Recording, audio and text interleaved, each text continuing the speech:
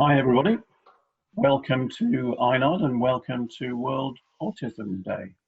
There are, I believe, 190 of you out there from across Canada, from the USA and from the UK, so welcome to all of you from myself and the team at Distinctability and the team behind iNOD. I'm Pete Bennett, I'm one of the two co-founders of Distinctability along with my partner Kimberly Neal, who I'll be introducing shortly. The first iNOD event is designed to be an informative, thought-provoking and entertaining first 2 hours of the iNOD journey, a fairly unique journey that combines neurodiversity with employment and with technology, a combination that is becoming increasingly significant as far as today's world is concerned. I'm just going to talk to you for a couple of minutes, a little bit about housekeeping, and then just about the background to why we are here, where we all are at this moment in time. First of all, as far as housekeeping is concerned, Chris, you will probably have met online. She's our invaluable tech support person. So if there are any issues or challenges that you've got as far as tech is concerned, please just reach out to her. Let us know and we'll try to solve those problems. If they're local connectivity things, then we'll be struggling a little bit as far as that's concerned. Questions, this is pretty critical.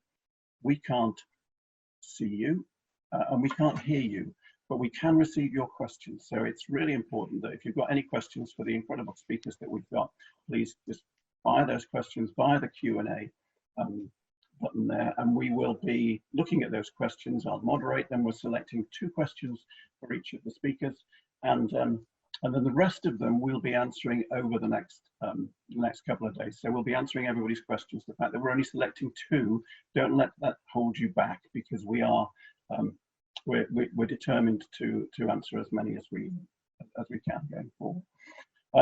You should also have had the symposium guide as far as that's concerned, and if you haven't had that, just let us know and we'll send it to you. And again, just send us a message from that perspective.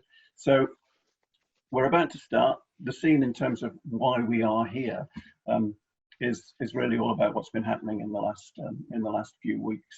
A few weeks ago, the world started to change quite significantly, and we're not here to go into that, but as events everywhere started to be cancelled, conferences were cancelled, we were determined, because of the nature of what we were trying to do, we were determined not to do that.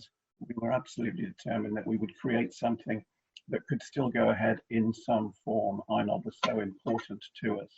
So the traditional approach that we've taken as far as the conference and symposium is concerned, we talked about and we decided to pivot it into something different, into a virtual event, and to make it free, which is why there are so many people here, I'm assuming, as well as the topics that we're covering as far as the critical subject matter is concerned.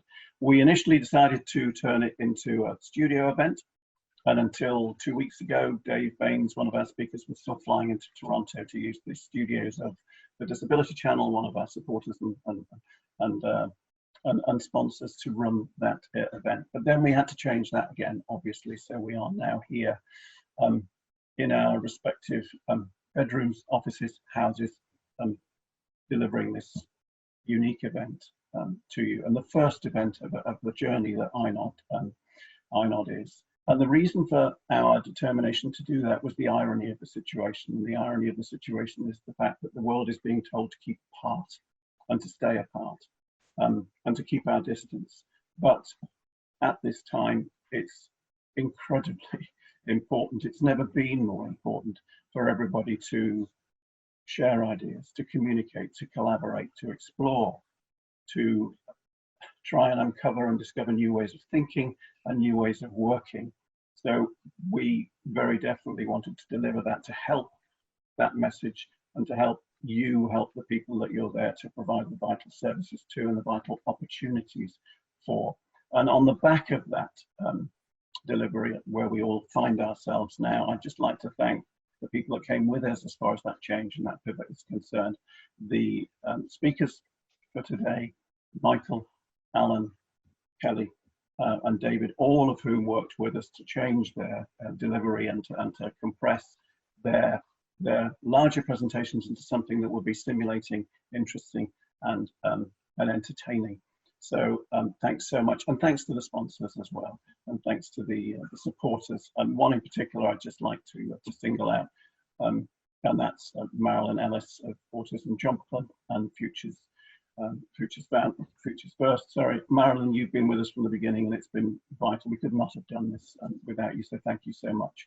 I'm going to hand over to Kim now, and Kim has been the driving force behind iNOD, from the name and the brand to the energy that she put behind it and the belief that she's got as far as this concept is concerned. iNOD is a journey. This is the first small part of that journey.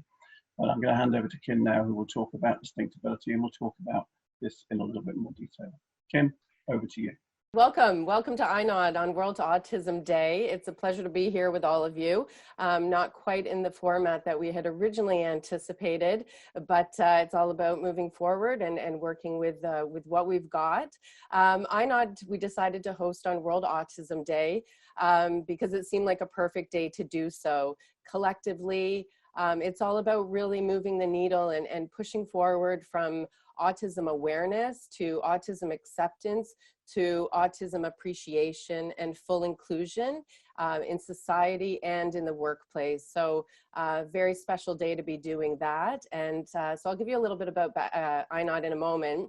Over our journey and through our careers, we've recognized that people on the autism spectrum and with many other similar and neurodifferences and other disabilities, there's a huge talent pool there. The skills, the abilities, the potential was quickly recognized and in all of the work that we had done and are doing over the years.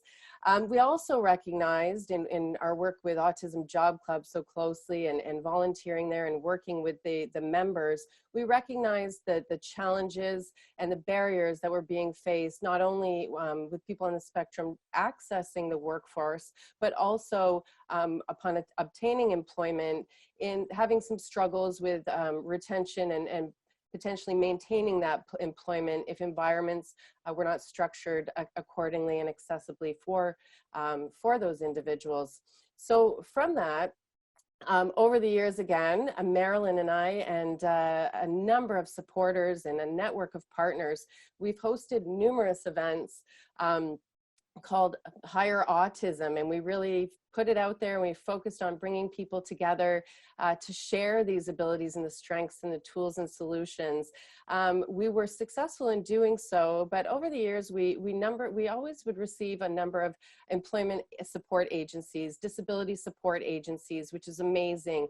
Those people are coming to the table, all of you, many of you, to help to learn the tools and solutions and models that are out there to help your employers and the clients that you support to move forward in the careers. We would often only get a sprinkling of employers, although we felt this message was very important to share. So about a year ago, we started getting phone calls from employers asking or telling us, you know, I have employees, they're great employees, they're contributing to our organization, but we think they're on the autism spectrum, so they may be having some challenges. Can you help us? And so from that point onwards, we realized that not only was there a huge talent pool on the autism spectrum looking for work, but there are many organizations that are already employing people with disabilities, people on the autism spectrum that are already in the workforce who may not have disclosed that they have a disability or that they're on the autism spectrum due to stigma or not wanting to share that. So from there, iNOD was created. iNOD and the name stands for Inclusive Neurodiverse Organizational Development, and it's focused on supporting and providing tools, solutions, ideas to not only help and support your existing workforce, but that also sets the groundwork and builds the infrastructure for future employment of the neurodiverse population. Understanding as well now that when iNOD was originally created and developed, the unemployment rate across Canada was approximately 5.5%, whereas the population of people on the autism spectrum, their average employment or unemployment rate was 85%. So going back to what's happened over the last few weeks and that labor market and the people who will be in the job market has expanded greatly. So we will come through this, and the autism population and all the people with disabilities that are exceptional with talents and skills to contribute, they're all still part of that, your workforce currently, as well as potential candidates and employees that are out there. So we really felt that this was important to share. Over our journey and our careers, we've had the honor and privilege of meeting so many incredible organizations, people, that are sharing different programs and ideas and solutions and tools. So we also wanted to create iNOD with the fact of, and really, to be honest, to bring everybody into the room, because that's really where the magic happens. So unfortunately, due to Mother Nature, we're not able to bring everybody to the room. But again, I hope you can see our passion and why we wanted to put this forward. And we're hoping to keep engaging as we move forward, recognizing that many of you that are watching right now also have incredible tools and solutions and models that are working within your organizations. It's all about breaking down those silos and building bridges. There are tools and solutions out there and technologies that are working. They're very person-centric, and in this virtual new world that we're in right now, that is a very important piece. So this is really about bringing people together to start sharing those and moving forward collectively. Bear with me one second. So, unfortunately, we're not able to get together today, but we would like to continue sharing, continue the conversations. And with that, on that note, I would like to pass this over to my one of our very strong partners and allies, Marilyn Ellis, the co-founder of Autism Job Club. Marilyn is an exceptional trailblazer and leader supporting people and individuals in the autism space find employment. And from there, she's also a career and mental health counselor and a regular mentor and coach for young autistic adults. Marilyn helped found Autism Job Club, and she always hosts an annual autism and employment conference and a school to work transition program, Project Search, which Marilyn made come to life in the Halton region. Marilyn's famous quote, if you know her, is, "It's a neurodiverse universe." She loves to discover and honor individual differences and being a catalyst to finding the path that fits the person, whether it's formal education or on-the-job training. And with that, I will pass you over to Marilyn. Good morning, everybody. Welcome to iNOD 2020. We hope to make this a regular event, just like the Autism Employment Conference. As Kim already described, I'm with Autism Job Club, and we've been running for 5 years now. Very exciting. It's a peer-to-peer support group, so it's quite unlike any other organization out there because it's for the people by the people. And I want to make a few acknowledgements quickly. First of all, thank you to Distinctability for making this iNOD event possible. And I'll be back to speak to you at the end about the Higher Autism Blueprint, which is a project that was made possible by the Ontario Labour Market Partnerships Program. So I want to acknowledge them. And finally, I want to acknowledge some special guests in our audience this morning. We've got members of Autism Job Club. I won't call you out by name, but hello. And we've got members of Search Halton out there. So hi to you as well. And I was hoping to now turn the mic over to one of my Job Club members, but we had some webcam issues. So I get to raise the flag for World Autism Day. And you might have noticed that the official title is World Autism Awareness Day. But we've learned from our members, our Autism Job Club members, that it's more than awareness. Everybody's aware of autism nowadays. It's more than acceptance. In fact, it's about appreciation and understanding, but they haven't changed the name to World Autism Appreciation Day, but we'll go for that. So with that, I'll turn back over to the person introducing our first panelist. Wonderful. Thank you so much, Marilyn. It is my pleasure and honor to introduce you to our first guest and keynote speaker today, Michael McCreary. Michael is a 24-year-old who was diagnosed with Asperger's syndrome at the age of 5. At age 13, in an act of self-preservation combined with the desire for constant attention and the inability to stop talking, Michael started doing stand-up comedy. Over the past 6 years, Michael has performed stand-up comedy shows and provided keynote addresses in every province across Canada, plus the Yukon and the United States, and I'm sure he's just getting started. He's an author of the book, Funny, You Don't Look Autistic. He hosted a TED Talk session. He is also, as I found out recently, a very talented saxophone player, and he's also did consultations on the TV show Ransom to ensure the authenticity of a character with autism. And without further ado, please raise your hands or put your hands together for Michael McCreary. Thank you so much. Thanks again, guys, for coming out to support. Thanks, iNOD, for bringing me out here today. And it really means a lot that we could keep the stream going in light of current events. There's a lot of confusion around what autism actually is and how it manifests. I mean, upon first glance, I don't look or act stereotypically autistic. Just to put it into perspective for you guys, 1% of the world's population is autistic. That means over 75 million people on the planet are on the autism spectrum. And like this word spectrum would imply, everyone on it is a little bit different, albeit with some similarities. For example, sensory issues. This means you have a problem with certain sights, sounds, textures. Similarity number 2, obsessing on a single subject. Personally, I love film. I do, especially autism movies. Frankly, I'm far more interested in movies made for autistic people. I'll give you some examples. 1, Runaway Train has a train. It's like catnip for autistic people, 5 stars. 2, Great Train Robbery. A lot of train action in this one, and you all know how I feel about trains, another 5 stars. Similarity number 3, difficulty reading other people. After my diagnosis, my folks felt that it was important that I learn social skills. Basically, they taught me how to integrate myself into polite society. When I finally got to school, it appeared that nobody had learned these same things. After a while, I just threw down my arms and yelled, "Is everybody else autistic?" Today, my job was to tell you 2 things about autism. 1, stats and facts. I told you that there are 750 million of us on the planet, and 86% of us are unemployed. Second thing I wanted to tell you about is autism a disability. Personally, I think we can do a lot of jobs as well or better than anyone else. So today, please consider this and give us a chance. I'm Michael McCreary. That's my time.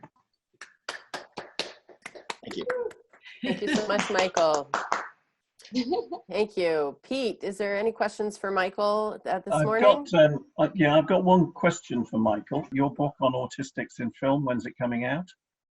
Oh my God, I don't want to tether myself to a release, but I actually do have a working title called Autistic About Film that I am hoping to release sometime in the next 25 to 45 years.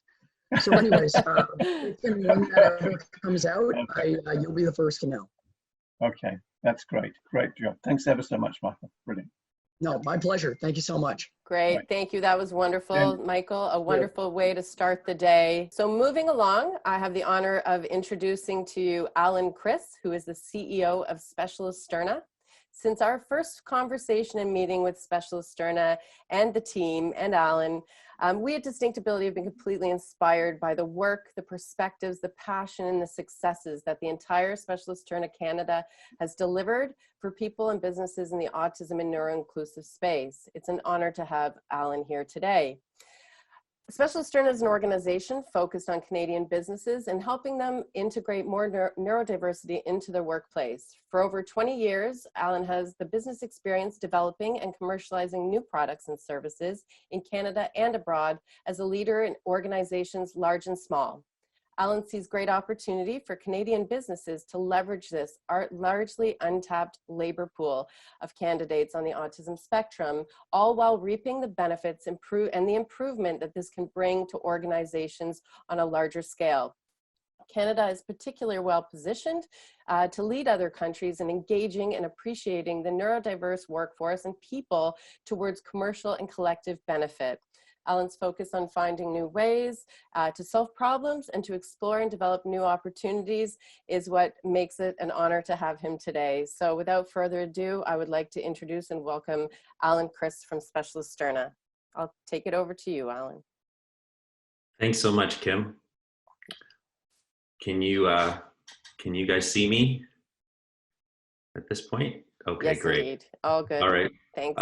So I can't see myself, so I don't actually know what I look like to everybody, but hopefully you can see me okay. What I won't do is thank you for putting me right after Michael. That's not an easy thing to do. But thanks everybody for joining us today. And I'm going to jump into a presentation that we put together about Specialisterne. So let me see if I can pull that up for you. Am I sharing that? Yeah. And can you still see me as well? Sure can. Sorry, I'm still learning how to do this, everybody. So it's all new.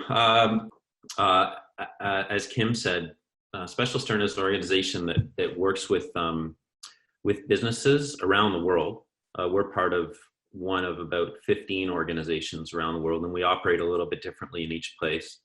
But our goal is to work with businesses to help them to understand and embrace the opportunity to tap into this talent pool. We work with people on the autism spectrum, and we work with others with what we call similar neurodiversities or other neurodivergent ways of being in the world. And we value all those people, and we're really excited to bring them to the businesses that we work with. Specialisterne started out in Denmark, and it started as an organization that hired individuals and put them to work for other businesses with the sorry, I've lost my train of thought here. Bear with me for just 1 second. Okay, I'm just gonna, can you see me again? Yeah. Yeah, okay.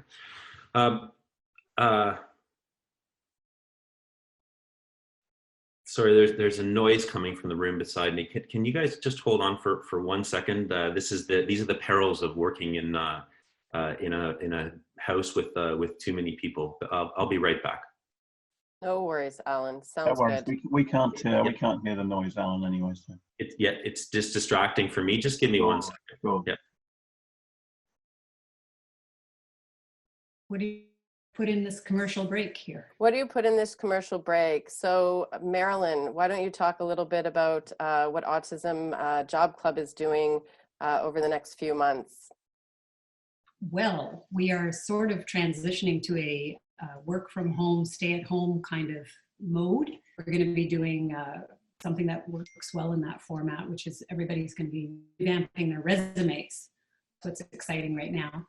And then the most exciting news is in September, we're moving over from Robert Bateman High School, which is closing here in Burlington, to the Center for Skills Development. That's exciting. Thank you so much. No So problem. I'll jump in now. That's all right. Alan's coming Oh, back. you're back. Okay. Sorry about that. Great. No worries. Thank you. Yeah. So one of the things that I share with some of my colleagues and friends on the autism spectrum is that I get easily distracted by noises and sounds, and when I'm trying to focus and concentrate, and I start hearing something, I lose my train of thought. I think we all want to know what you did to your children then in that case. Yeah, well, everything's good. Yeah, everything's good.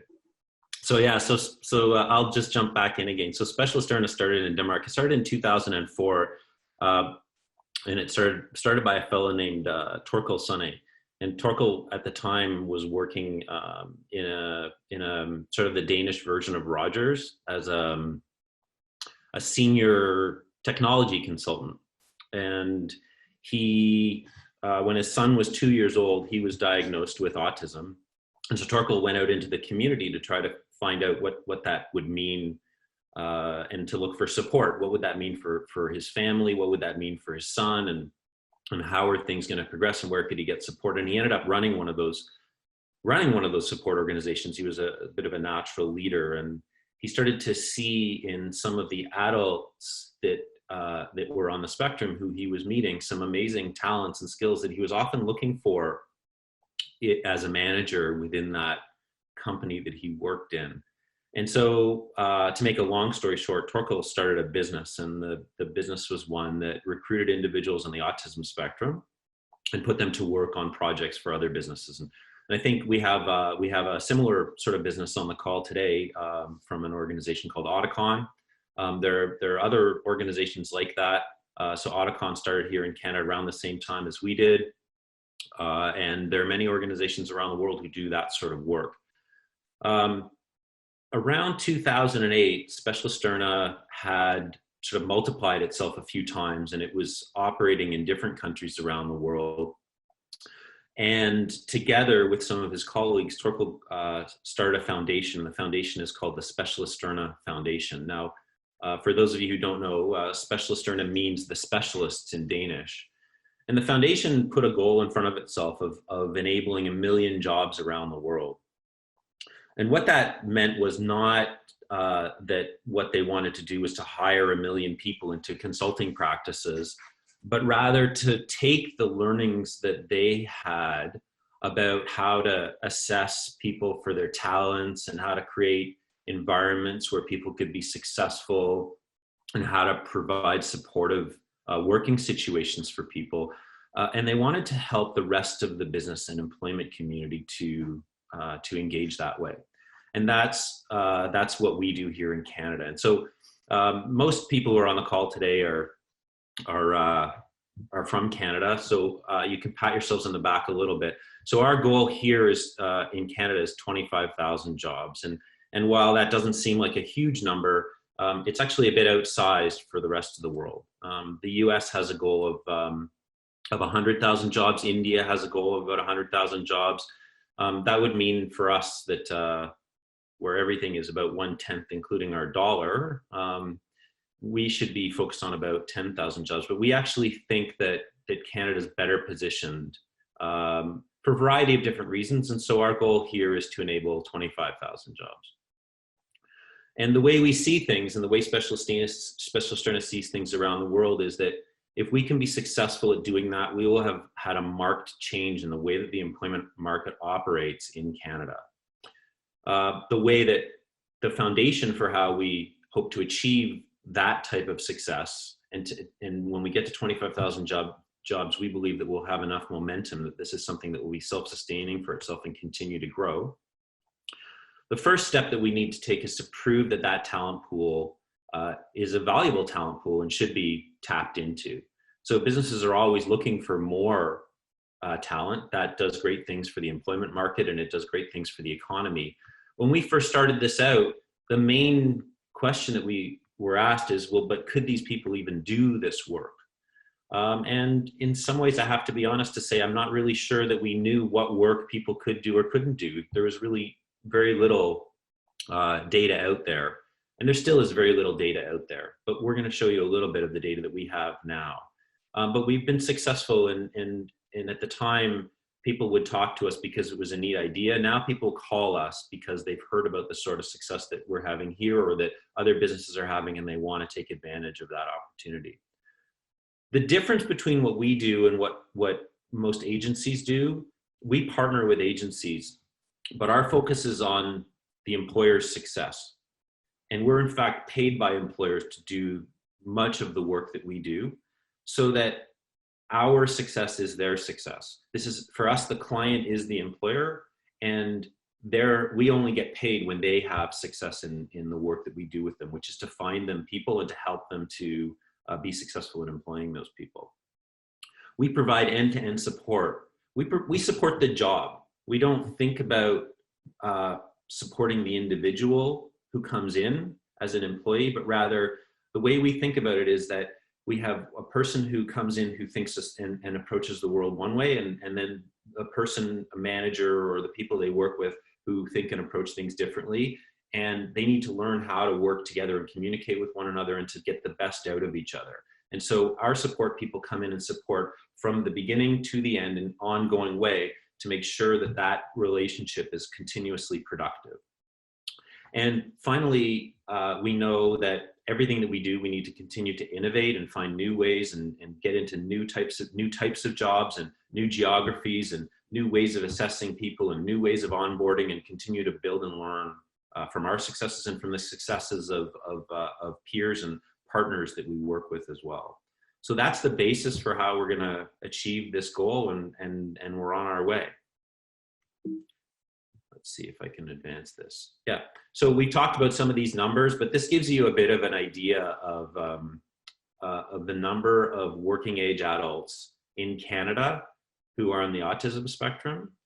And the estimates that are out there, and they're sort of sporadic, but reconfirmed numbers, that somewhere between 80 to 85% of individuals on the spectrum are either unemployed or underemployed.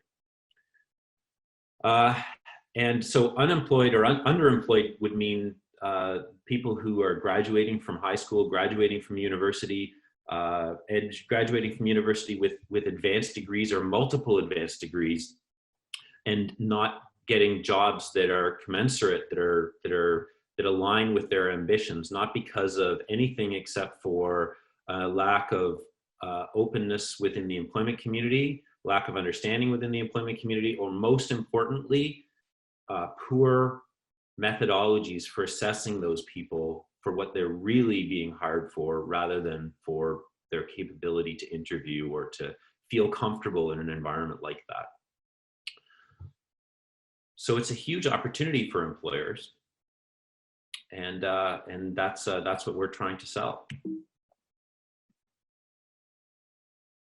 And happily, a fair number of employers have taken us up on that offer, and we've been working with them for some of them since 2013 and 2014. We've hired many dozens of people for some of these businesses. Some of them are newer relationships that we have, but you can see that we've started to straddle different types of industries, different types of sectors. We have ongoing business with these organizations, and so they seem very happy with the work that we're doing, and we're learning and innovating with them, moving into different areas of the organization all the time. I could call out specific organizations such as the banks. The banks were really great places for us to get started, because we had there is a stereotype within the community that I think to some degree or another we've been responsible for, which is that people on the autism spectrum seem to somehow be aligned with technology jobs. That's really a red herring, as we've learned, and as you'll see in a moment. But what the banks have allowed us to do is to start in areas like that, and then expand ourselves out into lots of different types of jobs. One of the things that we experienced right from the beginning was that people would show up to some of our workshops and to some of our sessions, and they weren't interested in technology at all. And when we started to talk to many of the schools that we work with, and we've developed some amazing relationships with post-secondary institutions in Ontario and across the country, one of the things that we learned is that the larger portion of people who identify themselves to the schools as having a disability and being on the autism spectrum, that's what you have to say about yourself if you want to avail yourself of some of those services, is that they were enrolled in arts rather than science. They weren't necessarily in STEM. And so it showed us that we needed to move past technology and into lots of different places. And so this gives you, if you can see this, hopefully you can see this. This gives you an idea of the sorts of roles that we've hired people into over the last few years. A few things you can see when you look at this list. So one of the things that you can see is that it's a very wide list. The second is that you can see lots of different roles in there. We've hired people into jobs that are strictly administrative, and we've hired people into jobs that are highly specialized. We've hired people into financial jobs, and we've hired people into project coordinator jobs and project management jobs, and into pharmacy. Some of the people who we hired went from I'll give you a couple of examples of the sorts of underemployment that we've seen and some of the unemployment that we've seen. We hired somebody who hadn't completed their high school and went into testing and then programming in software. We hired an individual with a master's in engineering who was doing inventory and stocking overnight at a Walmart into a financial risk and fraud analysis role. We hired an individual who had multiple degrees in math and physics into an anti-money laundering analytics role. We hired somebody who had worked in a medical clinic who became a facilities manager at a data center and then moved into fraud and anti-money laundering at a bank. So those are some of the examples. You'll see some words here that seem a little bit misleading. One of the words that you'll see is analyst. Our people aren't necessarily what you think of as a typical analyst. That's a word that HR now uses that when I was in roles at that level, starting my career, would have been an associate. So don't be misled. Our people aren't all hiding in some back room somewhere. They're productive members of teams. The teams report that those people have really helped to improve the way that those businesses operate, the way those teams operate, the way those teams communicate and work with each other. In fact, here are some of the sorts of numbers that we've been able to pull together over the last few years of working with the businesses that we work with. I'll go through these so that you understand them, but keep in mind that when we started this out, there were no numbers on individuals who were working on the autism spectrum and the success that they'd had within the business community. So the first one is 12-month retention. And we've seen consistently around a 90% retention rate for 12 months. That's above any industry average for any type of a job. An example of retention rate in financial services, which is one of our bigger sorts of clients, is around 70%. So that means that after 1 year, 7 out of 10 people are still employed by those companies. In some types of roles, their retention rate is close to 0. So for example, in service industry jobs, retention rates would be, so that if you were to hire 10 people in a year, you would be turning over 10 people in a year. In call center jobs, you'd see around a 50% retention rate. So this is a good news story from a business case perspective. In terms of the feedback that we get from managers, about 89% of the people who we've recruited perform as well or better than their peers. 93% onboard at a similar pace compared to their peers. And about 93% require no formal or very minor accommodations. From the hires, we also get feedback, and this is just a subset of the data that we get. But from the hires, about 95% of them feel as though this is a good fit for them. So it may not be the perfect job for them, but most people don't start out in the perfect job anyway. But they feel as though they're capable of performing this job. It's an engaging job, and it's a good place for them to get started in their careers. 85% or more feel that their managers were well prepared to work with them, which means that we've done a pretty good job of educating their managers and supporting their managers in creating environments where those people can be comfortable in their workplace.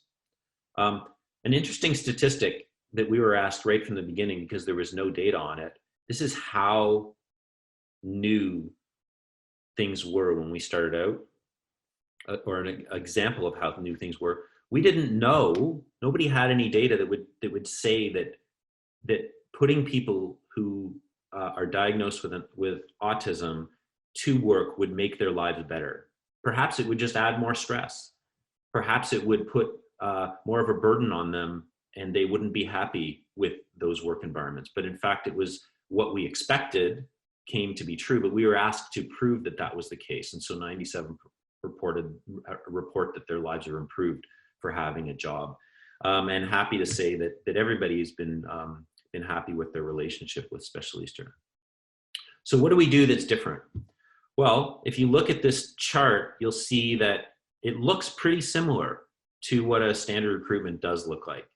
But in fact, We actually look at every phase of the process and we do things differently. Our contention is that there are a couple of key things to keep in mind when you're thinking about how to create a recruitment process that's inclusive for individuals on the autism spectrum. One of those things is that the processes that you're undertaking, which includes things like resumes and interviews. Sorry, I'm getting a distraction here again. Excuse me for just one moment.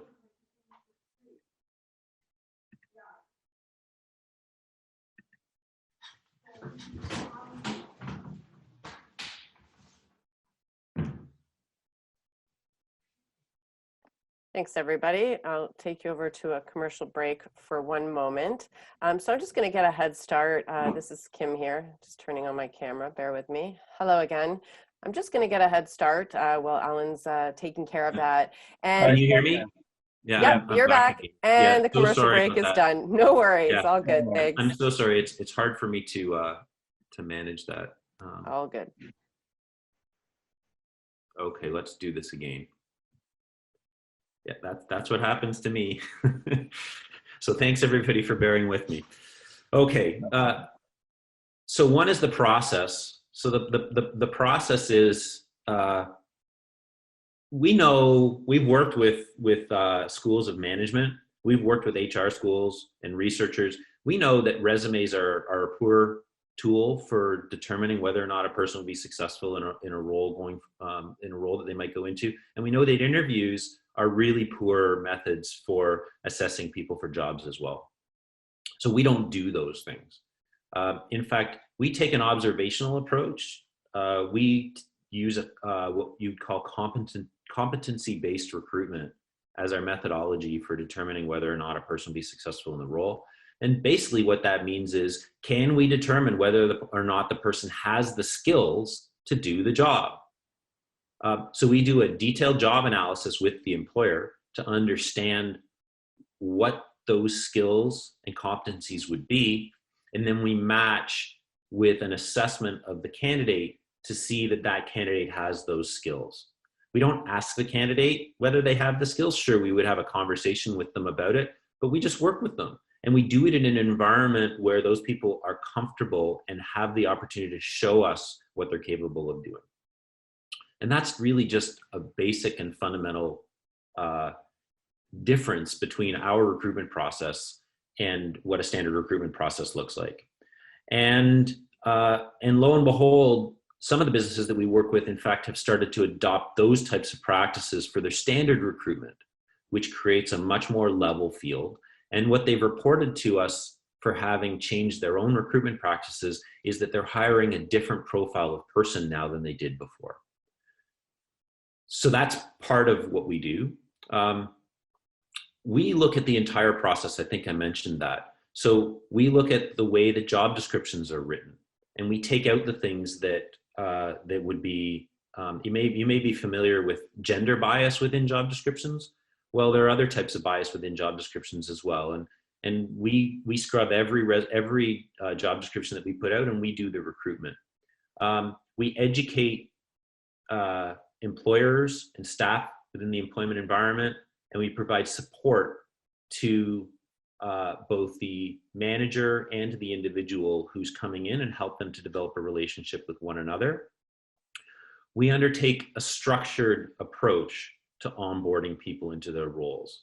We make sure that people don't show up on the first day of employment and have to meet everybody, have to navigate how to get to the workplace, where to store their food, how to deal with the food court if it's in an environment like that, starting the job, getting their IDs, doing it all on day one, and then trying to interpret all the hidden messages about things like what are the work hours and what's the dress code and all that kind of stuff. We just create a structured way for people to slowly engage and understand those things so that there's no confusion, and so that we can deal with things like the confusion that could be caused by the regulations around transit passes, which happens everywhere. Things aren't clear everywhere.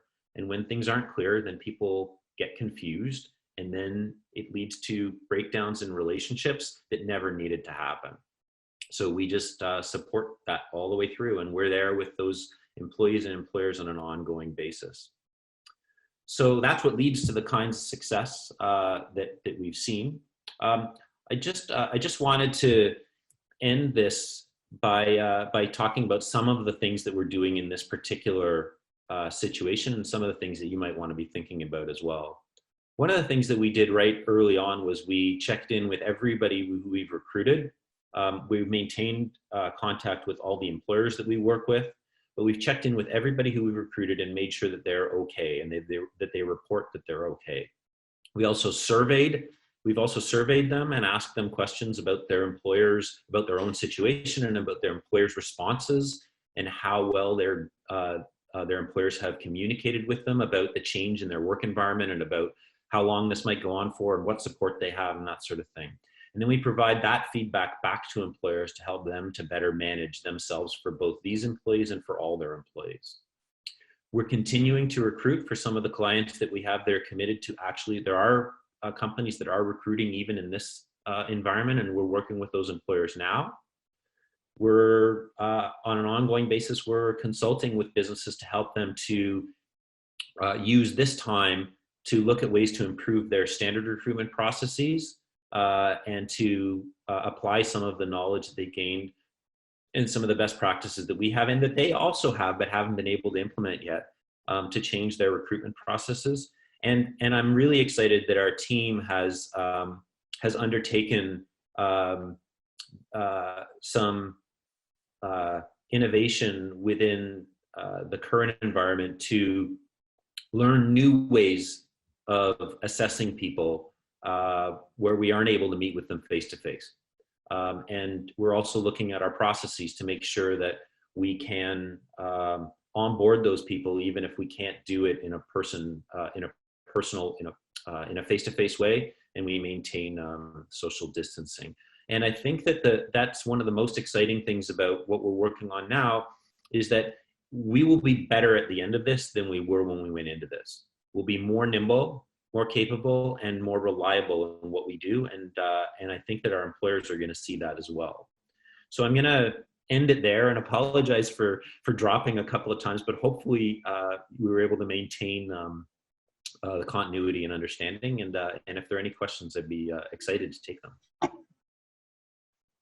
Alan, thanks for that. That was extremely enlightening. There's some great responses come in. We are running a little late, so we are going to just restrict it to one question, but all the other questions will be answered pretty soon after the event. And we'll be having a larger event as part of the iNOD schedule with Specialisterne anyway going forward. So there's one question which has come from where are we? Tani, I think is the person who's keeping the neighbors awake in Seattle. But and that's that. You said the organizations pay you to support the employees. What about small non-profits or smaller businesses? Are you working with them to hire a more neurodiverse workforce as well? Yeah, so we actually have a number of different programs. Our core program is one where we work with employers that pay us. We also have partnerships with some agencies, like federal agencies, or through other organizations such as Jake's House, and we have a partnership where the federal government is funding recruitment. And so that allows us to work with some organizations, some smaller companies that aren't in a position to pay. Usually we ask those businesses those organizations still to pay something for our services. We really, it's critical to us that there's an acknowledgement and a commitment from the employer that they understand that there's value in what we're doing and that there's value in these employees, and that nothing really comes for free. But usually the pricing is much more accessible to a smaller business when you undertake a program like that. We work with the Ontario Chamber of Commerce and are offering to their members that kind of a program. Great. And we have Okay. similar programs all over the place. So yeah, so it's possible. Our goal is to work with everybody that we can. So there's support and there's mechanisms. That's it. Yes. There's a way to be found. That's great. Yes. So thanks everybody. Just to reiterate again, all the questions that have been coming in, we will be answering very shortly after the event. But thanks. Great numbers, Alan. Thank you very much. Thank you. Yeah. Great. Thank you so much, Alan. Always a pleasure and always very informative. All right. I'm thrilled to welcome our next guest, Kelly Braun-Johnson, and who recently, actually this week, was nominated for the 2020 RBC Women of Influence Award. Congratulations, Kelly. Kelly is an adult diagnosed autistic self-advocate from Montreal. She is a published author and the founder of Completely Inclusive. That's a consultancy firm that teaches businesses how to make their workplaces accessible and inclusive to all. Kelly is a board member of Autism Canada, as well as the co-chair of their ASD Advisory Committee. She is also the secretary of the board of Promo 21, a Montreal nonprofit that employs autistic and adults with intellectual disabilities. Kelly is also hard of hearing and currently learning ASL. Being the proud mother of 2 children with disabilities, they are Kelly's inspiration to make the path to employment and full integration into society easy for others. And in Kelly's spare time, just kidding. Without further ado, we're delighted to welcome Kelly Braun-Johnson. Thank you. Thank you. Good morning, everyone. So I'll just jump right in order to save time. So what I did is I put a whole bunch of my labels at the beginning. So thank you for that introduction, Kim. Yes, I am also the founder of Completely Inclusive, a consultancy here in Montreal that teaches businesses how to make themselves inclusive and accessible. But I am also a late diagnosed autistic self-advocate. I also have dysthymia, which is a chronic low-level depression. I'm non-binary. I consider myself a mix of male and female, so I don't go by the standard gender norms. I'm a mother, and I'm a mixed heritage person of color. So why do I put all those interesting labels out there at the same time? It's because I represent an average employee, and it's to show that there's often an intersection in issues in the workplace, and that these kind of different intersecting needs have to be accommodated for. So why is neuro-inclusion important? This is basically my goal, is to make sure that everyone can bring their best self to work every day without being distracted, trying to mask part of themselves so that they can be as productive as possible. What happens is when you have workers who are not able to bring their full selves to work, they're going to be distracted and very spending a lot of energy trying to be normal. So like I said, I was a late diagnosed adult, so I went through all my education background and half of my career life, basically, not knowing that I was autistic. And I was trying so hard to be so-called normal that I spent all my energy and all my time in my day trying to fight those feelings. So I was fighting against sensory overload issues. I was concerned about how I was coming across, if I was communicating properly, knowing that I was not fitting in, knowing that I was not necessarily doing things exactly like other people were, and trying then, instead of doing a task in a way that was easiest for me, doing the task the way that somebody told me I should be doing it that way, which was not necessarily as efficient or productive as I could have been. So I'll leave this one up for a little bit. This is all our numbers, and I don't want to just throw numbers at people because that's no fun. But this is the part of the talk where normally if we were in a room together, I would say, look around the room and let's look at these numbers. Because if you have 10 employees, you're going to have somebody with some sort of neurodivergence. So what is neurodivergence? That is basically a difference in brains. And we believe that there are different brains that are good for different tasks and different challenges. And that is how this human variance brings, it brings different skills and benefits basically to the world. So we know that 5 to 11% of Canadians identify as LGBTQ+. And what's the 5 to 11? It's not because we're confused. It's because the 5% is the basic average across all demographics in Canada. And the 11% is actually the 18 to 35 demographic. They're more likely to be open and disclose that they are lesbian, gay, bi, trans, or queer. So why do I put that in neurodivergence? That's because there's a huge intersection between autistic people and the trans and gay community. So it's not that all of us are, it's that a lot of us, there's just a huge overlap. And we also know that 1 in 10 is homosexual.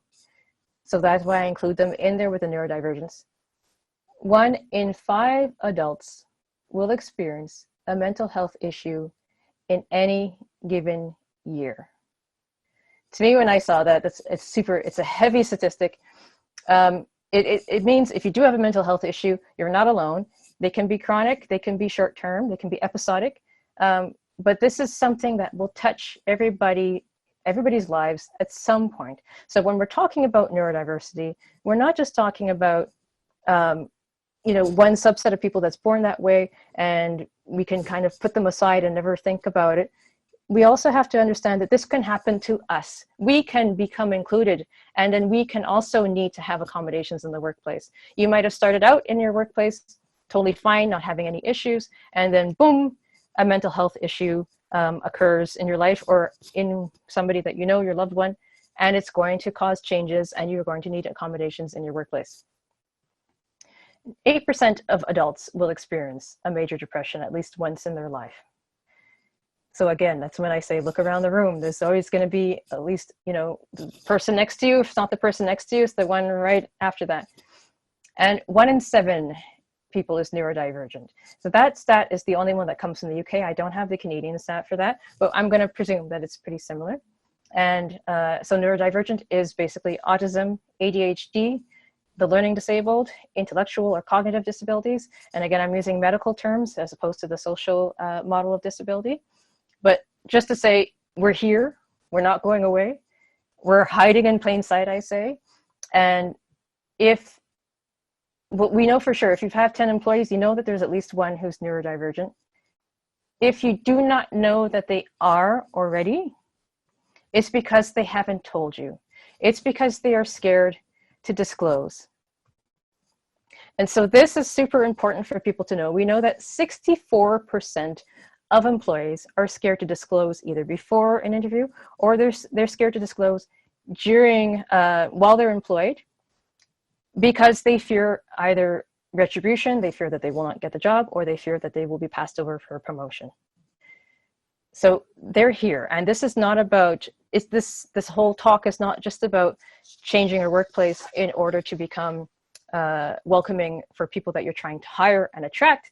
It's to make the people you already have in your workplace comfortable so that they're able to be accommodated in the way that works best for them, and they can then concentrate on their work and be fully productive and fully comfortable in their daily work. So what can you do right now?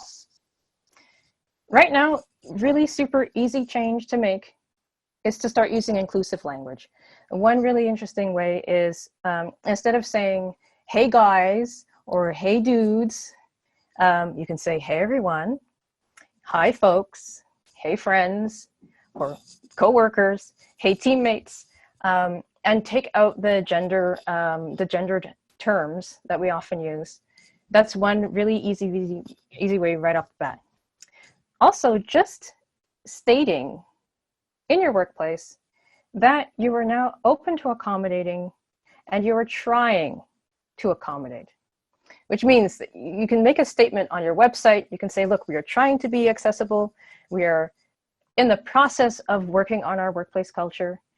And just by saying and being open, even if it's not 100% perfect, you don't have to be 100% perfect. But by saying that you're willing to start accommodating, by saying that you're willing to be welcoming and open and that you're willing to make changes, that opens the door to make people feel more at ease to either apply or to start to disclose when they're in the workplace. Because obviously, You can't go around walking around to everybody and saying, hey, are you gay? Do you need something? You can't do that, right? So what you want to do is encourage a culture where your workers are able to come to you. One way to do this, the other tip really, is to start doing anonymous surveys, because you need to start tracking your numbers. You need to start tracking what kind of diversity you have within your workplace, who you're already working with, and what you can do. So an anonymous survey is a great way to start to kind of check the temperature, check the pulse of what's going on in your workplace. You can ask if they identify with neurodivergence, if they identify with being trans or gay or anything. And then you can also ask what they would need to make their lives easier at work every day. And you're going to be really surprised, I think, by the answers, that a lot of the times what people say that they need is very, very different from what you might have thought they needed. So that's the third thing, is ask. You have to ask. You don't assume people's needs. When we talk about making benefits in the workplace, you know, a lot of the times they will, I know many companies have offered, you know, free breakfast or free pizza Friday, or even beer from 5 to 7 on Fridays, whatever it was. But if that's not something that your employees put an importance on, who is that benefit actually for? And if you're spending money on a benefit that is not actually benefiting and changing the lives of the people that you're working for, then I would call that wasted money, right? So can you afford to keep spending money on benefits that are not actually benefiting the people that you want to benefit? Now, common accommodations are not actually that expensive. We already know from, we have the statistics in Canada. We know that the most common accommodations cost under $500. So if we're talking about investing in the lifetime of an employee, we're talking about hiring and retention, and we already know that, like Alan was saying, our retention rate is much, much higher. We're much, much more loyal. So that's a fantastic investment. When it'll cost less than $500 Canadian, that's really peanuts. So like I said, you might be surprised by some of the common accommodations that you might see, that people might ask for. It could be wearing sunglasses indoors. It could be wearing earplugs or noise canceling headphones. It could be alternative seating arrangements. So I mentioned the bouncy ball. I am actually sitting on a bouncy ball right now in my home office. That's how I sit every day. I also have a pedal station, so I can actually pedal my feet like a bicycle and sit on my bouncy ball chair, and work like this and be very productive. It might mean lower lighting or natural lighting. I know people that when they're standing directly under a bright light, the light is so oppressive to them that they cannot then have a conversation with somebody. They pretty much shut down and are not able to take any sort of directions or have any sort of meaningful communication. Fidgets or stim, I have my fidgets here at my desk. And so when I say these things and having these things, I think a lot of people go, well, that's really not a big deal, and it's not. But you'd be surprised the places that I've worked at before that have said, no, I am not allowed to have these things on my desk. I am not allowed, you know, it has to be, every desk has to look the same, and you're not allowed to have, you know, stim toys or things like that. Or, you know, you're not allowed to wear sunglasses inside. That looks weird. And so just making those little changes and allowing people to do these little things that really don't affect anybody else, this changes everything. Walking meetings are one that I love. I would love to have walking meetings, and I have yet to work in a company where I had walking meetings, but I would have absolutely, that was, for me, that would have been my #1 perk, being able to have walking meetings. And again, for me, my accommodation is written instead of verbal communication. I just don't do well with a lot of information coming at me. So let me go back here. And sorry, there we go. So I hope that gives you a good overview of basically the whys, you know, the like I said, the time is now to make these changes, and can you really afford to not start to become more inclusive and more accommodating, especially when it's so easy and there's so many little ways that can honestly make big changes in a person's life and allow them to become more productive, more loyal. Does anyone have any questions? Kelly, hi. Thanks for that. That was excellent. There was one question, and because we're running a little bit late, we'll keep it to the one question. You quoted a statistic on a slide that was 8% of adults. Yep. Somebody asked a question, was it 8% or 80%? And by the time I'd written it down and the question came through, the slides had moved, so I couldn't understand didn't retain the context. So if you can just clarify that that percentage and yeah, possibly just go over that again. It's 8%. So 8% of all adults in Canada will experience a major depression at least once in their lifetime. Right. Okay. I think just to say thank you. That was a wonderful presentation. Thank Very you. Enlightening. So thanks so much, Kelly. Really appreciate it. Right, we're going to move straight on now to the presentation from Dave Baines. Dave, if you're there and you're ready in a moment, I'm about to introduce you. I've known Dave for quite some time, actually not quite as long as it feels like, Dave, but he is without doubt one of the leading international experts on assistive supportive and adaptive technologies. Dave can speak for hours and hours on the subject that he is very much an authority on. He is retained by organizations like the World Health Organization, the United Nations, and travels the world speaking at events and is at here, the international conference. Papers are always incredibly well received.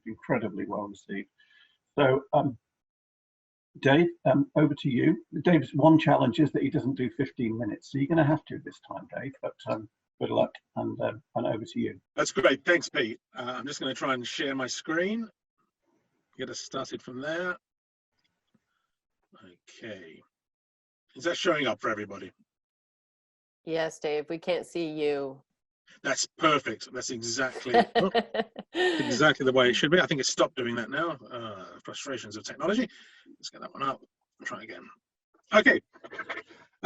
Yes, thank you. Yeah, Pete. It just feels like longer to you that you've known me. It does. It does. I'm not sure whether that's a good thing or a bad thing. I'm sure it's no.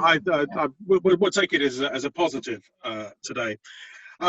Thank you so much for having the opportunity to the session. I'm going to focus and be reasonably brisk, as Pete says. Sticking to time is not my natural strength. So actually, in the spirit of using technology for all purposes, I'm actually just setting a stopwatch on my phone next to me as we speak. So it's set for 15 minutes to remind me to shut up at some point. And on that note, I'm going to go straight in to some of the things that hopefully we can talk about today. I want to talk to you a little bit about how technology supports people who fall into the autistic spectrum, people who fall as neurodiverse.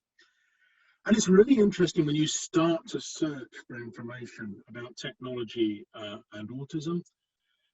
The huge overload of what you see is actually around children. If you do any searching around technology, you're going to see huge amounts about how technology supports people who are under the age of 11 in most cases. And Dave, yeah. Can I just say your audio is a little faint. I'm getting a few comments about that. So can you just adjust it ever so slightly? Okay, is that any better if I lean right forward? Yeah, absolutely. Okay. Absolutely. Probably even better that we don't see you if you're doing that. Thank you. Absolutely, because the camera would be pointing straight up my nose. So I think at that note, we'll move on very quickly. So I wanted to try and draw in a range of strands around technology and how technology can support and provide an accommodation to people with autism in the workplace. I think some of the interesting things about technology is one of the things it can help us do is to reduce overload. I think it was Michael spoke earlier and used the word meltdown. And often those are triggered by an overload of sensory stimuli. And surprisingly, technology can actually help us deal with that. When I was talking to people who talk about environmental overload, one of the areas they said was really helpful was actually working at a computer. And they talked about how when they're working at a computer, they begin to develop such a tight focus upon the screen that they find that sensory distraction has less impact than otherwise. And often that's better the larger the screen, so they can retain visual focus. But equally well, people talking about using headphones, earbuds, AirPods, and so on. Sometimes to put background music on to reduce overload from sounds in the environment, but actually also sometimes using sort of mindfulness type sounds, forest sounds, sea, and sometimes just plain white noise. Again, just to use the technology to blank out what's going on in the background. And these technologies can be quite helpful to people, and they're very easily made available. They're mainstream. They're part of what can be made available to anybody, and some people might find useful. But we recognize that in the modern day, that digital technologies in themselves can be extremely distracting. Before we started this session, one of the things I went through all of my task manager on my PC and turned off all the things that might flash up on the screen while I was talking.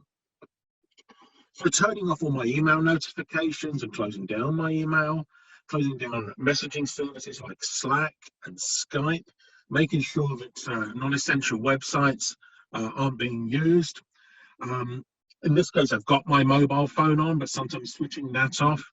And helping people to go through these different things to reduce distraction. Setting up alerts to let other people know that you're focused on your task and there are other times to reach you.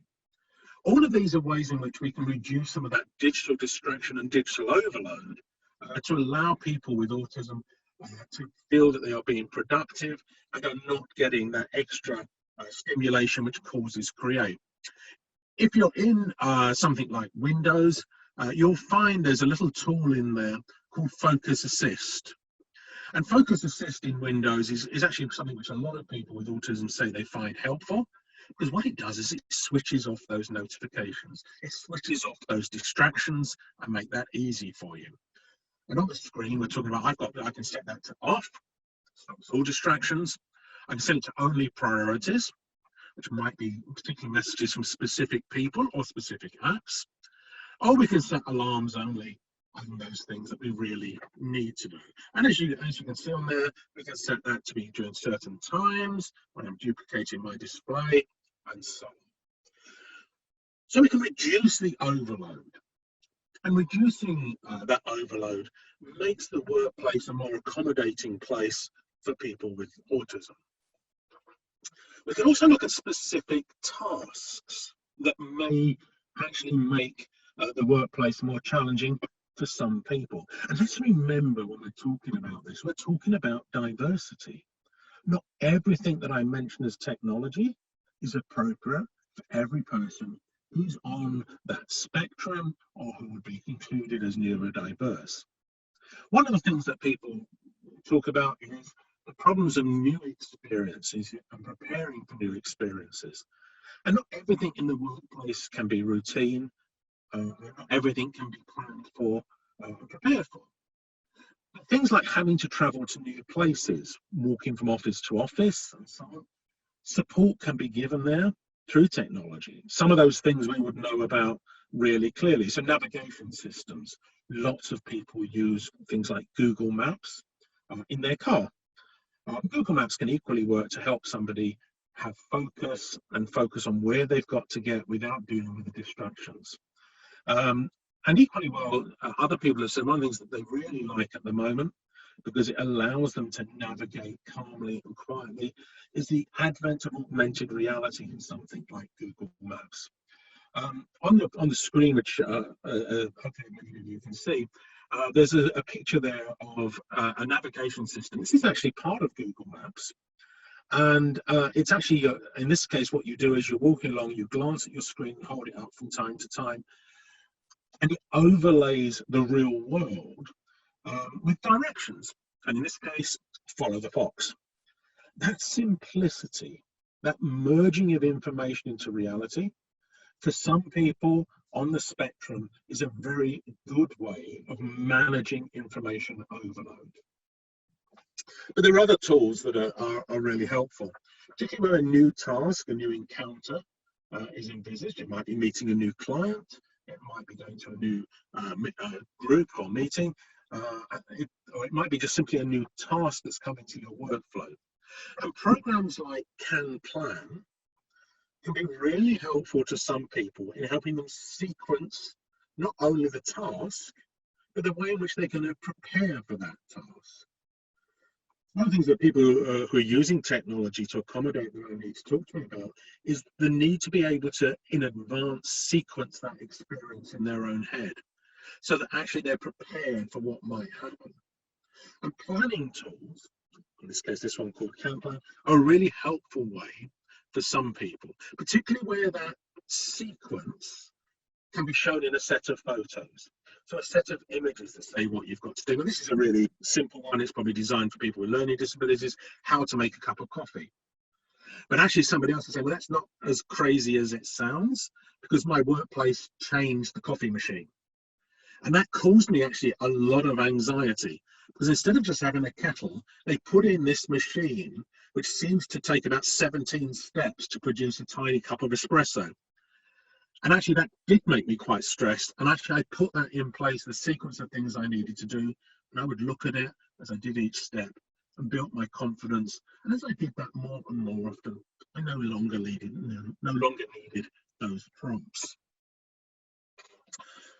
Moving on from that sort of sense of planning anticipation, at the heart for many people when we talk about autism are the challenges of communication. I think somebody asked earlier about how we address the needs of people who are non-verbal, and said that about 1/3 of all people with autism are non-verbal.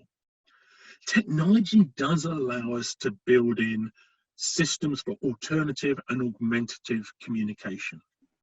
And I could genuinely speak for the rest of the day just about alternative and augmentative communication, but then Pete would boot me out the room anyway. But the use of symbols, of text, the use of different modes of communication, which are integrated, which allow people with autism to choose the form and channel of communication that is most appropriate to their needs and which communicates clearly to a communication partner, is extremely strong. And the technology we carry every day, our mobile phones, tablets, actually let us have the tools to communicate in different forms available to us at all times. So a classic example would be a product which actually allows you to type what you want to say and then speaks it out for you. There are other technologies, obviously, that then listen to what somebody is saying back to you and present that as text. But the interesting thing about technology is it doesn't actually care a huge amount what your diagnosis is. So technology is designed and intended for one set of needs can actually benefit people with other needs.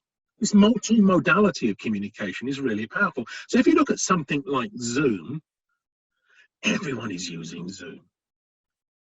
But for instance, for people who get overload from too much speech, they can actually augment the speech within Zoom by adding captions, turning down the sound and just following the text as people speak. Now, for some people, that's actually, again, really, really powerful because they can choose the form of communication to follow. That wasn't designed for people who are neurodiverse. It was intended for those people with hearing loss and deaf. But the benefit is there. So understanding the potentiality of technology to support people who are neurodiverse and on the autistic spectrum is very powerful and helpful to us. And that naturally leads us into what is probably the cause of the year, which is moving towards remote working. The image you see on the screen here, I actually did a little bit of work with a guy, this was a guy, about his perfect work environment. And other than putting a desk and a chair in, that image was his perfect work environment. I said, you know, that's actually quite difficult to do in an open plan office. And he said, yeah, that's pretty challenging. But he said, it is what I can have at home. If I want to, I can set an office up at home with no pictures, nothing on the walls. I can set it up with nothing to distract me other than my desk and my computer. It lets me think about creating the most supportive environment for my needs. It lets me think about how I want the room lit. For instance, there are times when actually softening the lighting reduces stimuli for me. It lets me reduce the number of people who knock on doors and come in and want to talk to me. It creates a safe space, reduces sound, and so on. It allows me access to service. I choose the decor that calms me. And it means I can use just communications and alerts that are actually of benefit to me. So remote working has the potential of offering the most supportive environment for somebody because it allows them to design it specifically around their needs. How we accommodate that in the workplace, maybe that we allow that to be something that happens 5 days a week, 4, 3 days a week.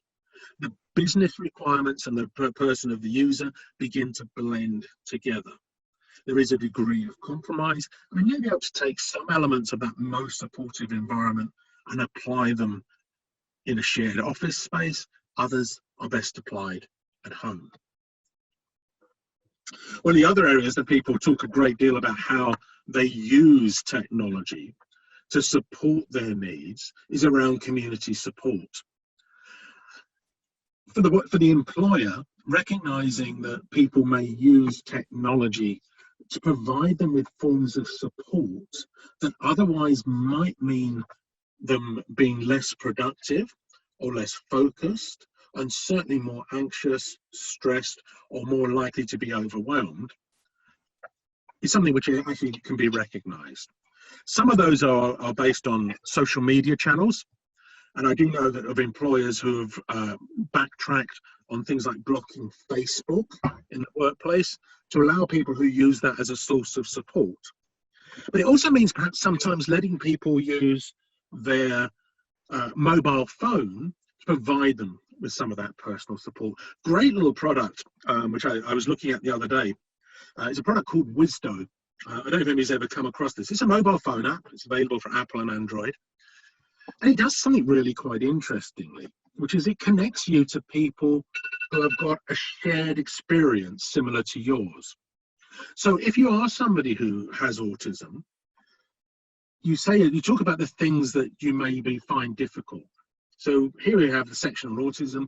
Say you're somebody who has struggled with emotional and physical expression. Is that something you're struggling with now, or something you've struggled with and coped with in the past? You mark up whether you've been there or you're there now. Then when somebody is experiencing that, they are contacted and connected to people who have been there. So you're not got that sense of isolation that this is just me, but people who've shared your experience can talk a bit about how they've addressed that. And that can be very powerful. And it's really powerful as we move on to thinking about, with this expansion of neurodiversity, this sense of growth of numbers and recognition that people are different, we need to think again about how our services are managed. And that's really important to employers. And integrating services with that technology is something which is very powerful for people. One of the products that I've been looking at for the last 3 years or so and monitoring is a product called Brain in Hand. Now, Brain in Hand comes through a website, it comes through an app in terms of delivery into the hands of people. But what it does actually is integrate what are services for people with autism, mental health, brain injury, or learning difficulty. It integrates real-time services with real people into something which is available through technology. If we are going to meet the demand for the future, if we expect employers to accommodate these full range of need, technology is one of the ways in which we reach people. And technology which affects a broad part of the workforce, it's not just about people who are diagnosed with autism, it's also about people with mental health conditions or learning difficulties. That is a huge benefit to employers because it actually can be rolled out and supported across the whole workforce. And something like Brain in Hand is really helpful to help us remember things, manage daily routines, initiate and plan tasks, to cope with change, to cope with the unexpected, and hence to manage some of our anxiety and stress. If you're using the mobile application, and many people do use the mobile application, we can see some of the components of something like Brain in Hand and how different people will want to use different parts. My diary, my activities sequenced. Okay. Oh, somebody there. Problems that we might face and some of the solutions that we might put in place. Using a tool this, whether it's a small business with an individual or a large business thinking about rolling this out across an entire workforce, can add huge value and ease the pressure upon managers to be all things to all people. Employers are not experts. We need to give them the tools to help them. If those tools can be delivered in a very portable, mobile way, that is really going to benefit the people that we want to support. And the technology isn't going to stop there. One of the things I can promise you, and one of the joys of my job, is I get to play with technology. I am that geek that Michael mentioned earlier on. And some of the things that are coming down the channels will support people more. Areas like remote presence, robotics, where people cannot cope easily with travel, with working in new groups, in remote settings. The idea of setting up a remote presence, where from that safe environment, they can connect to a group, to a meeting, to a conference, to a workshop, is going to be powerful. The use of artificial intelligence to predict and anticipate and automate not only the ways we work, but to recognize, for instance, that our heartbeat is raised, we're showing symptoms of anxiety and stress, and to adjust the environment around us to reduce stimuli. That's going to lead us into the use of wearables, where we've got support available on our wrist, on our glasses, in our ears at all times. And for some people, technologies like virtual reality are being very supportive in letting them practice and experience new environments in a safe, secure, and managed way. So technology can be a problem. It can overload people with autism. But the scaffolds, the support it builds around individuals are going to be fundamental to the way we accommodate people and welcome a neurodiverse workforce into our workplace. Dave, thanks very much. That's great. Thanks ever so much. Enlightening and just touching on so many things there that everybody wants to know more about. I'm absolutely sure. Fascinating as always, Dave, and thank you so much. We have not got time for any questions as far as you're concerned. There are some coming through, so we'll sort those out after the event. We're going to move right on now to Marilyn Ellis at Futures First and Autism Job Club, and Kim talking about the Higher Autism Blueprint, and Kim giving you an overview of resources and models that can be used. So straight over to you guys now, okay? Thank you, Pete. Kim, am I up first? Yep, take it away, Marilyn. Okay. Hi again, everybody. Marilyn Ellis here with Autism Job Club, Futures Found, and lots of other affiliations.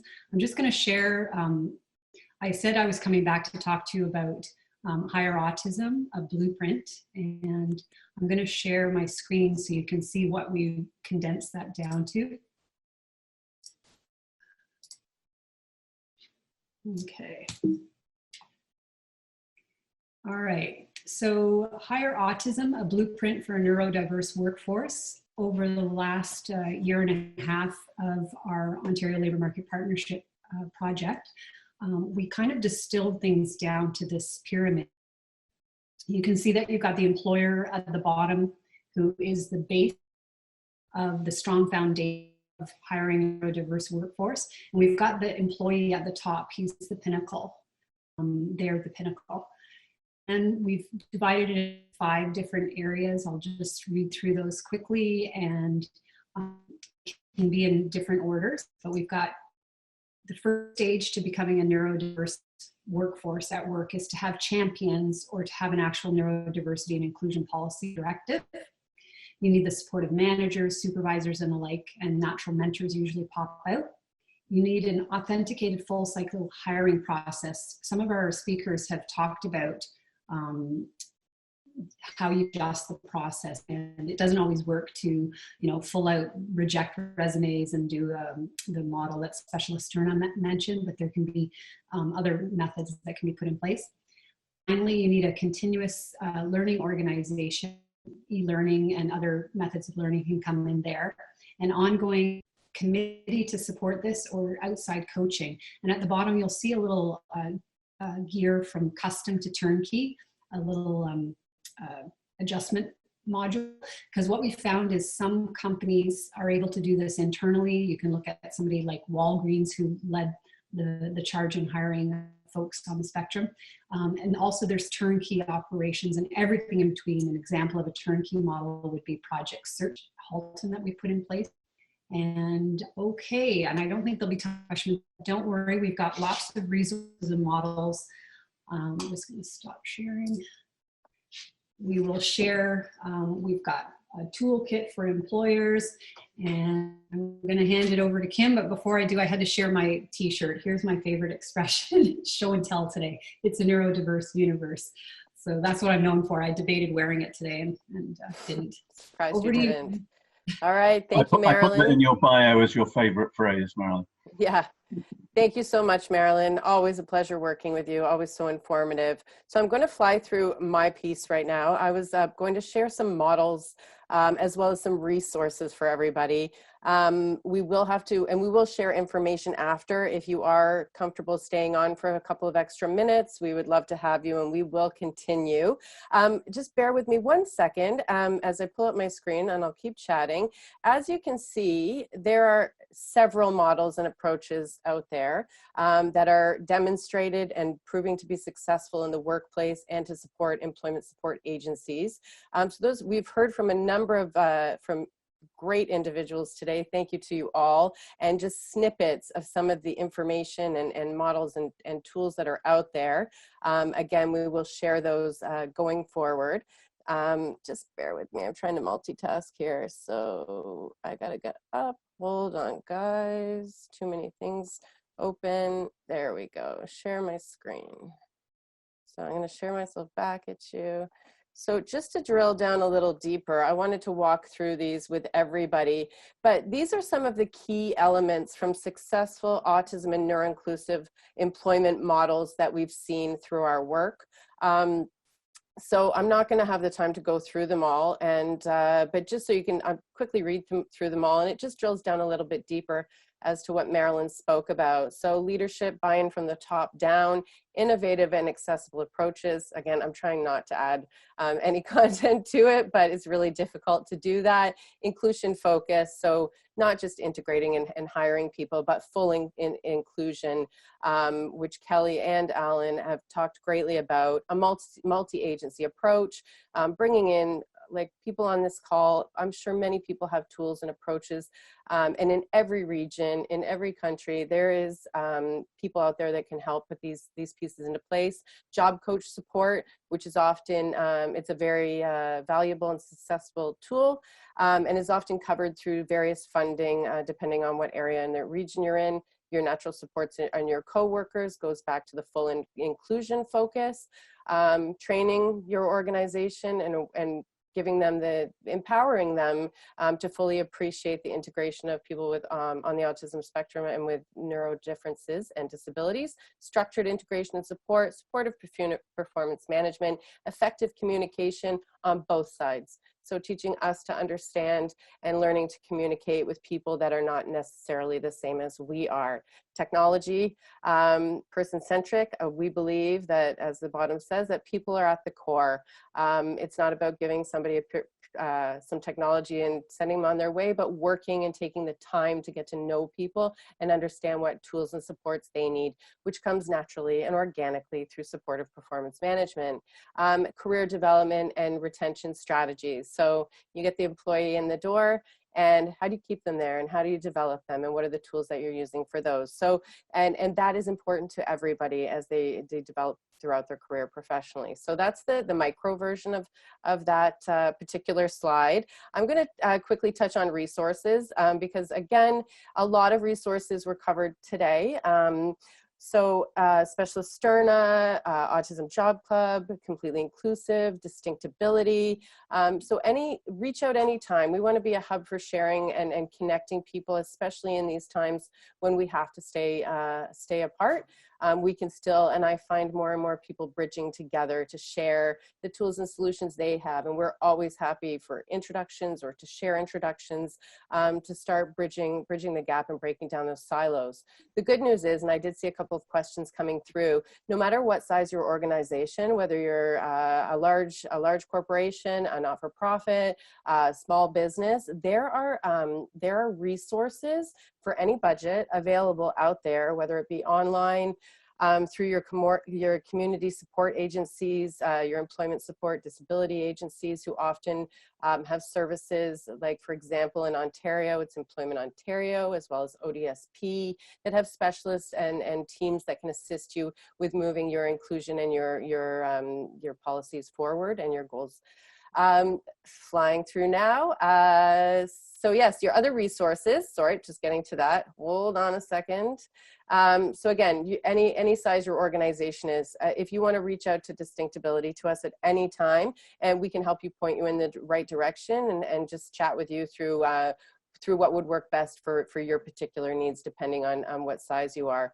I will mention this. We are thrilled to be working in partnership with Specialisterne, so Distinctability and Specialisterne, and we are just finalizing the development of a 10-modular e-learning series called Autism and Neurodiversity in the Workplace. And it guides you through, it's very cost effective, it guides through every stage from setting up your work environment to understanding the business case to what exactly autism is and what it is not. We are absolutely thrilled to be using the work and incorporating the work of actually autistic blogger Rebecca Burgess from The Art of Autism.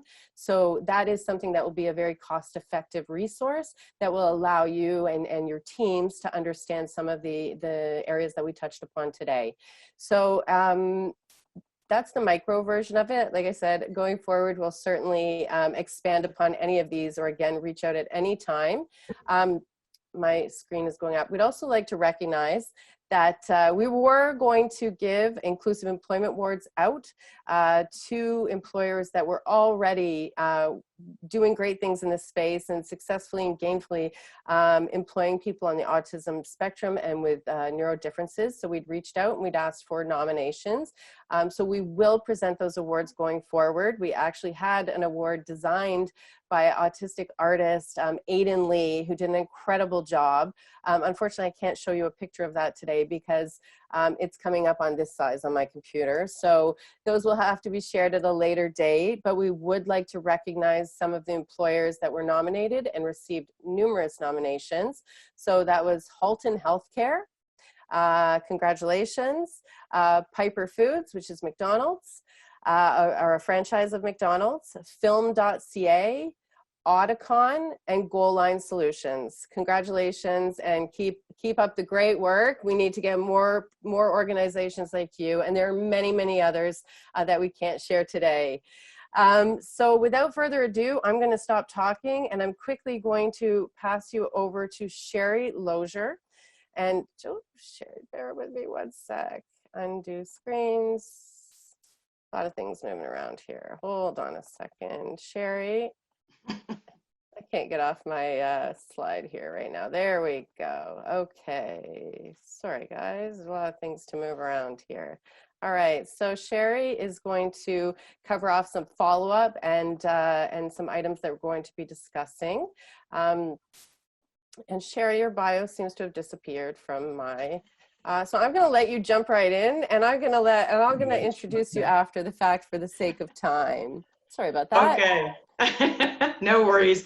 Thank you, Kim. And if I can just say really quickly, you know, I haven't been working with you guys for ages and ages, like some of the speakers, but in the time that we've worked together, you guys have taken a conference that was meant to be this, you know, huge full day event and retooled it for this particular environment, which is nothing short of amazing. So congratulations on that, you guys. So thank you very much. And ladies and gentlemen, I just wanted to say just a few quick words. So first of all, I think it's important to recognize, as I'm sure everyone does, that our world is changing right before our eyes today. And being able to adapt to those kinds of changes is one of the human qualities that's allowed us to continue to survive and thrive after a millennia. So it's our hope, though, that we can manage through and eventually come out on the other side of this current global crisis, and that the innovation and technology will continue to help us to do that in ways we never expected, and especially in these particular communities with neurodiversity. One of the ways that we're able to facilitate and fuel that innovation is to continually look at information we have and how it can be applied in different ways. And that's one of my superpowers. So to help Distinctability and Autism Job Club continue to do that in a way that supports the neurodiverse population, we're hoping that you will all be willing to help us out by, first of all, taking part in a short survey after the conference is completed. And this survey only has a few questions, but it's going to be really vital in helping us to understand the resources that are needed to exponentially change the lives of those who are neurodiverse. Help us create even better events for the future, help us focus the innovation and exploration in areas needed most, and also help us connect organizations, technologies, and people that can change lives.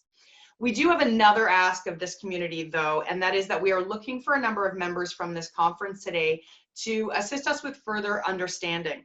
So if you're willing and able to help with a more in-depth survey, a focus group, or contributing to an advisory committee, please let us know on the follow-up survey that we will be sending out. Now, Kim, if I'm not mistaken, I think you're sending that out through Eventbrite, but you can expect that everybody will be getting those within the next day. And we recognize that time is money, and we truly are valuing the contribution of the community-minded people who are willing to commit to helping enhance this process. So we have a special thank you for those who are willing to do that. So if you've indicated on the survey that you can help with the more in-depth information exploration, the focus group, the advisory committee, to say thank you, our speakers will actually be providing us with some upcoming workshops and presentations that will be part of a series that has a fee attached to it. However, we're going to be offering that to you free of charge if you're going to be willing to put that extra time and effort in, and you've gotten a taste of what these presenters have available and how much learning there potentially is. So we are looking forward to working with you additionally in the future. We hope very much that you'll take part in answering the questions that are on the survey and helping to, as I said, fuel what we can do going forward with this organization, with all of the technologies and resources that are out there and available. And thank you very much. Thank you very much, Sherry. And just because it is a neurodiverse universe, I'm going to do things a little differently, and I'm going to give your bio and do a quick introduction for you now before we hand it over to Pete, and we'll do a wrap. So Sherry's an internationally certified trained professional and applied neuroscience certified coach. Sherry has founded and leads Mindwave Company. Mindwave is a Canadian leader empowering people to break down barriers to independence and self-determination, working with social enterprise-based businesses, impacting the world around them in a positive way, creating collaborative, innovative leaders and inclusive teams with a healthy, productive environment. Thank you, Sherry. Pete, over to Thanks, you. Sherry. That's great. I think we can all chip in as far as that's concerned. But first of all, I'd like to say thanks to everybody that stayed on, and the majority of people have. Thank because you, we everyone. have overrun. Yeah, we have overrun by about 15 minutes, I think. But I think that's testament to the fact that everybody's contribution and presentations have been so informative and thought-provoking and entertaining. So if we have provided something to you that has made you think, that has created in you a position where you are more informed than you were when you started, and perhaps has made you smile as you reflect back on some of the things that Michael said, especially, then I think we've achieved our objectives as far as iNOD is concerned. I'd like to say a massive thank you to the sponsors and the supporters as far as the event is concerned, and a huge thank you to the guys that delivered the presentations so impressively, and under such difficult circumstances, to compress all your passion and your information and knowledge into such short initial tasters.